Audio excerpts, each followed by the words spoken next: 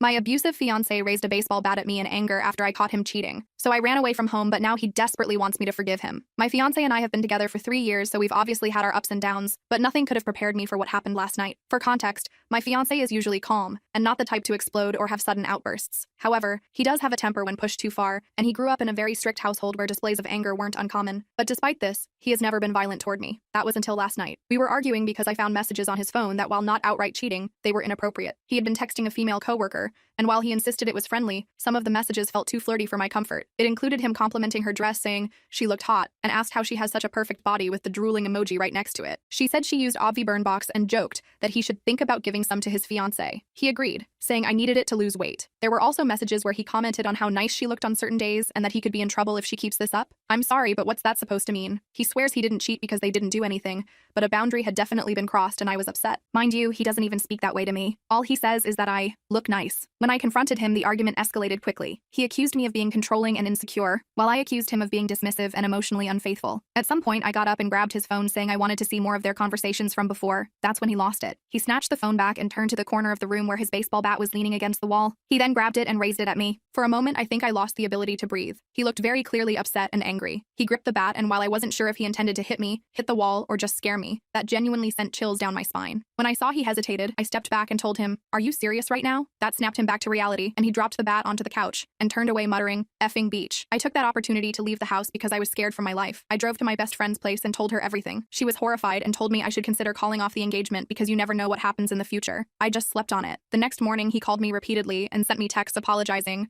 saying he lost control and that he would never actually hurt me. He said that he only picked up the bat out of frustration and that he just needed something to hold on to release his anger. He swore he wasn't going to use it on me and begged me to come home so we could talk things out. I didn't believe him for a second. I saw how he was seething. I didn't respond to him, and my friend says I'm stupid if I go back to him. I definitely agree. I don't want to become a statistic. I don't know how I'm going to break up with him though, because if he reacted that way when I caught him cheating, God knows how he'll react when I call off our engagement.